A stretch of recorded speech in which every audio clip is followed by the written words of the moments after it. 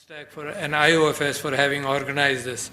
I am also aware that participants from Iraq, Turkey, Kazakhstan, Azerbaijan, Nigeria and Morocco, Russia, Jordan, Pakistan are physically participating in this event, while more than 800 participants from 35 countries will be joining virtually. Comstack has initiated a large number of activities and in the 57 member states in the four continents. I believe the excitement in the world as far as biotechnology is concerned is not new, has been there, and without biotechnology probably a number of food revolutions and green revolutions which Pakistan is aware of in the 60s could not have happened without scientific breeding methodologies to increase production of rice. For example, International Research Institute from Manila did a lot of work in improving rice yields. Similarly, the genetically modified foods and grains have resulted in increasing yields of different crops. So the first is now how can the Muslim world get involved with it more and more? Because I believe usually it starts from the mind and the intellect. There is an idea, but without an idea, without any instrument to look at that idea, I think it remains philosophical. And then there are some issues in the world which have always remained stagnant, not stagnant, but modified as far as human knowledge is concerned in philosophy. Some things which we may understand, some things we may not. But what is science? Science is that philosophical area which is then brought under human observation by instruments, and then you can conjecture what is the truth and what was just a similar only a conjecture. Imagine Galileo could not have, without the telescope, the idea whether the earth is the center of the universe or not the center of the universe could not have been determined without a telescope. Although human observation just by looking at the sky had been going on in astronomy. So you need an idea, you need instruments, and then you need science, develop science on the basis of ideas, instruments, then further ideas coming out of instruments. And sometimes the data is enormous. Sometimes data accumulation is analyzed even tens of years after the data has been there.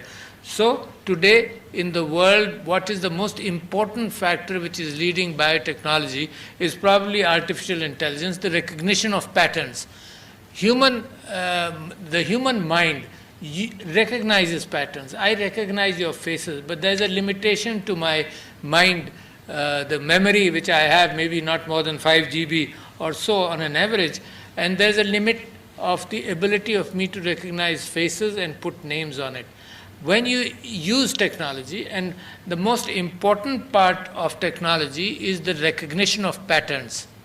And in recognition of patterns, the first foray came into facial recognition, for example, and millions of faces were fed, and in 2015 or 16, this science matured. So the recognition of faces, similarly the recognition of patterns in ideas, the recognition of different, the bias which we have is limited to our, for example, is limited to the strength of our own mind.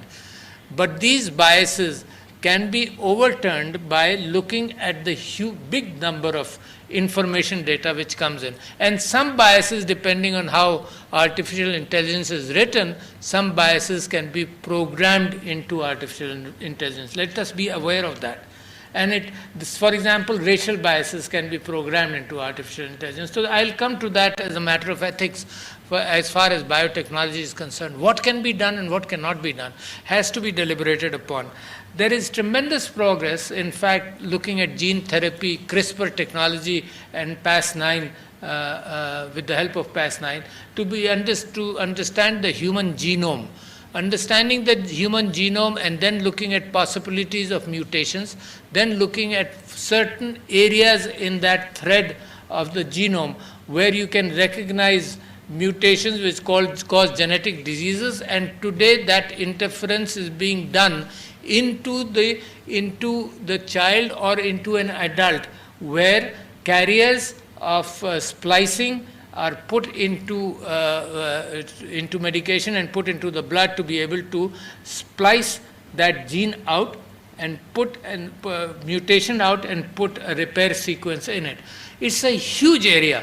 We have just touched the tip of the iceberg. Then comes the fact that you will have to, again, like I said, you'll have to look at possible ethics, because what you can do and what you cannot do. There is a possibility that, for example, in the improvement of the thinking of the human race, there is the fascist Nazi situation where they would select handsome men and women, intelligent men and women, and to be able to breed them and to come to a more efficient genetic situation. But that would take decades and years and generations to happen. But today it may be possible to selectively do something. And a selective procedure was done in China, which was then on 2 babies, which was then considered unethical. How much can you do and how much you can't do? But for the Muslim world, I have another concern. Did you know that, for example, in medicine, the dissection of the human body, there were conjectures on what the human body was like, and surgeons would give their input, and there is Islamic knowledge about it. But without looking inside the human body, you could not have understood anatomy at all and diseases at all. The first dissections, scientific dissections, took place in Europe in the 13th and 14th century, and by law since the 15th century. But the Islamic world stayed away from it. There was no fatwa, there was no ijtihad to look at this. And therefore the first dissection of the human body in the Islamic world happened in Cairo, and the person, and a scientist and a philosopher by the name of Attar, did the first dissection around 1826 or so. So 300 years of resistance is a very important part. What a waste! 300 years of resistance because we could not solve the question of ethics. So that is what concerns me. We should be working along with ethics. Even the Western world, even the scientific world is looking at ethics for what can be done and what cannot be done. So therefore, and similarly, I've been giving examples in the last few days about the fact that the Muslim world thought, despite the fact that there was tremendous progress in Andalus and Anatolia, tremendous progress.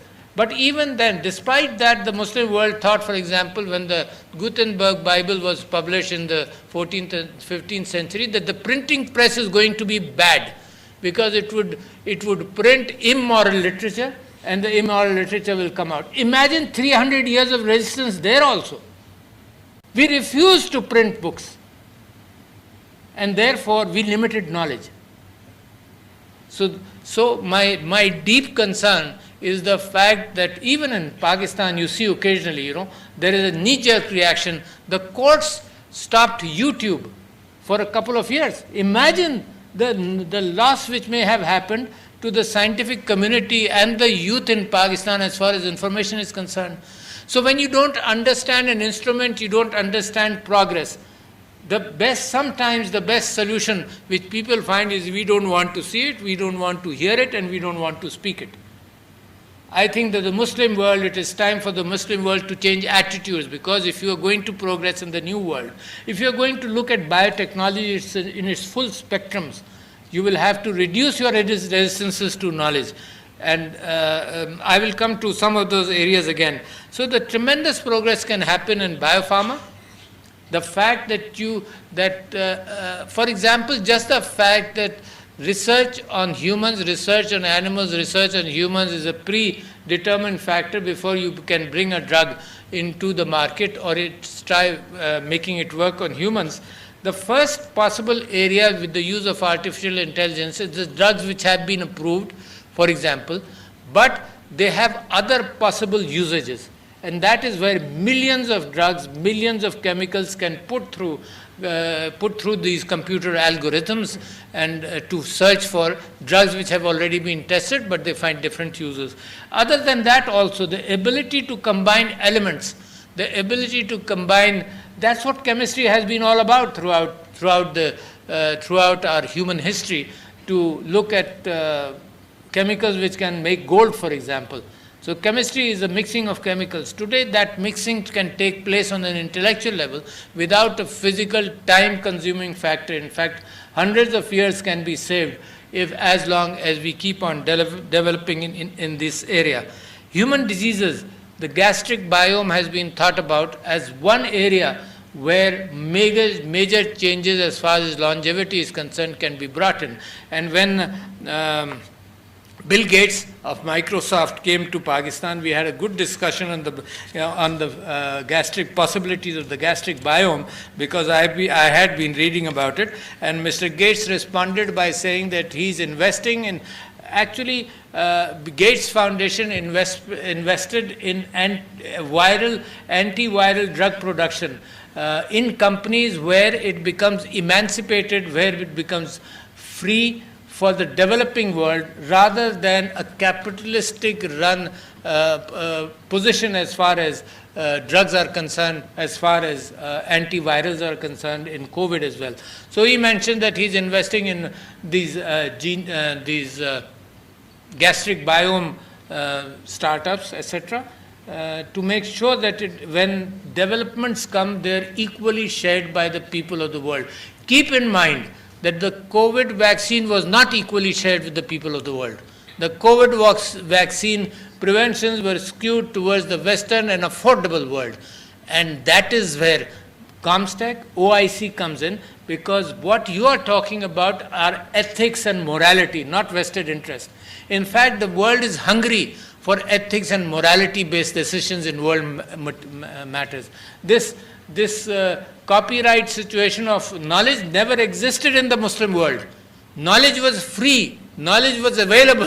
It is the resistance of the Muslim world itself when it started accepting knowledge which was being developed by other nations. But other than that, the Muslim world was open as far as knowledge is concerned. So this concept of copywriting knowledge and ensuring the fact, this is some kind of a neo-colonialism, ensuring the fact that you can't, even in dire need, you can't copy something to prevent diseases, is a very dangerous trend. So that is why the Islamic morality, that knowledge is the knowledge looking for God, the knowledge is of God's creations, the knowledge cannot be copyrighted. So therefore, that is another matter of ethics which the world will have to look, but who will provide the leadership? The leadership is provided by those people who are ahead, who lead in these matters. The leadership cannot be provided by followers. Those who are ahead discover things, discover lands, then it is up to them to exploit those lands with their immorality, exploitation, loot and plunder, or it is for them to spread the message of Islam, the message of the fact that for the benefit of mankind, these things have to be free and have to be open. So let me talk to you about areas where, like I mentioned, the gastric genome, and the fact that a lot of studies are being done in longevity. And Peter Diamandis is a gentleman who has set up a Singularity University and looking at longevity factors, makes a very interesting statement in his book also. And he says that there is so much development going on that don't do anything foolish and die in the next 10 years, because your life is going to be extended by what will be available.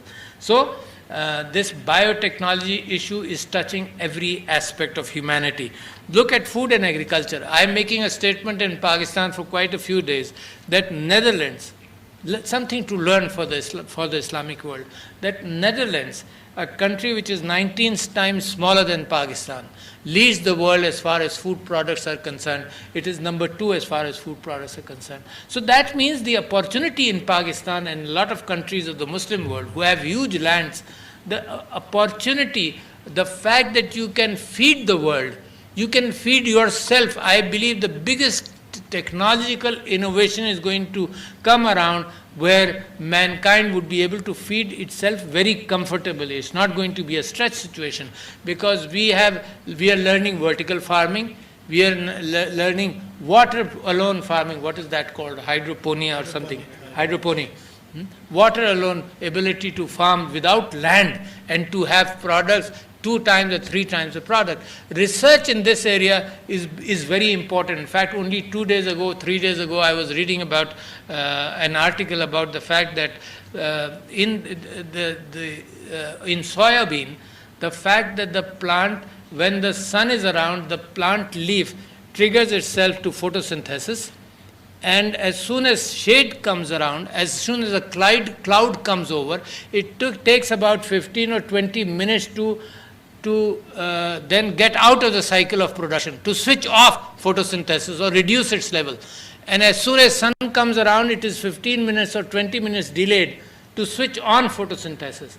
And just by modifying the genes in these plants, they were able to switch on and switch off photosynthesis faster, resulting in a 10 to 20% yield improvement. So what more can you think of? It is your own ideas in the mind which will stop you. The more you have ideas, the more technology is available, the more science is available. You can bring up a huge revolution in biofertilizers, for example, in pesticides, genetically modified foods, making them safe, rice, maize and wheat, something which Pakistan needs. Our production per acre yield is about half of that of Australia, and a fraction less, probably half the same compared to China, and less than even India. So some things need to be done scientifically to make yourself strong. With global warming, with these floods, we know that a lot can be done by understanding patterns, weather patterns, etc. And the more global warming is around, the more we need to work hard in these areas, including marine biology. Can you imagine? I did a report when I was a member of the National Assembly that Pakistan's stock of fisheries has gone down tremendously, in some areas almost 90%. Because what we do, we catch the bacha fish, we catch the small fish, just born baby fish, and use that for chicken feed. We destroy the next generations, and therefore there is a serious depletion of fish stocks around Pakistan. We need to make nets which allow these newborn fish to go out. We need to do a lot more. Some policies, you see, the faster the Muslim world and the faster my country can adopt sciences which have existed for the past 20 or 30 years, the faster we will change. But there is a resistance. I am giving you one example of a resistance which is a political example. But I am seriously concerned by why decision makers are not adopting technologies. I am a strong proponent, for example, of the electronic voting machine. And countries who needed it have brought it in when there is a resistance in Pakistan. The fear that something can happen. For example, the fact that rape incidents have been looked at with the help of DNA to find the culprit is a science development. Witnesses, DNA is far more accurate than eyewitnesses. There was an article in Scientific American looking at the potential of witnesses. Most of the witnesses can remember 60% in the first identification parade, and in the next they only remember 10 or 15%. So the CCTV cameras help you. That is where technology comes in and you adopt. Countries that don't adopt technology, number one, you are not the leaders in technology. Number two, the easiest thing which has been given to you is that technology exists and you have access to it. And countries which still then refuse, for example, you don't adopt the printing press. Countries that still then refuse are destined to stay behind. That is where, sir, your leaderships are important. That is where you lead. You lead with passion. You don't lead with similar routine lectures. You have to create passion in the youth of Pakistan and the youth of the Islamic world. The passion that knowledge is available, that the passion that it is in your grasp, the passion that you should have hunger for knowledge. It's not going to come to you. It's not going to be fed in your mouth and in your ears and into the brain. I wish the time will come. For example, the fact that today the more important factor as far as my education was concerned as a dentist or a doctor was the fact that I had to memorize the diseases, their symptoms, the ability to diagnose and have a differential diagnosis. Today I don't have to have a memory, because it is accessible in seconds, much more detailed than what could I ever recollect. The ability now, today, is intellectual decision making. That is important. You make the right decisions, and I wish the leaders in Pakistan and the leaders in the Muslim world make the right decisions for progress. Countries which still don't, and I can give you examples. The last time I gave an example of Lithuania and Estonia, both got liberated from the Soviet Union at the same time. Estonia today, both got liberated at the same time. Estonia made better decisions in the IT and has a far bigger footprint in IT than many countries in the world. A very small country, even a far bigger footprint even compared to Pakistan. So therefore, I believe in marine biology, the blue sector, that has tremendous possibilities of bioengineering and biotechnology. And finally, I would like to end by bringing forth to you that the world today is exploitative still. The colonial system where armies went into and regimes went into different countries and exploited and ruled over the world, went away. Then the neo-colonialism started. Then the neo-monetary colonialism started, where the slope of the looted wealth was towards the Western world. I have come to this conclusion that ethics and morality need a base, need an anchor. And it cannot come from any source except religion, and then too only Islam can give that ethics and morality. The world is hungry for that.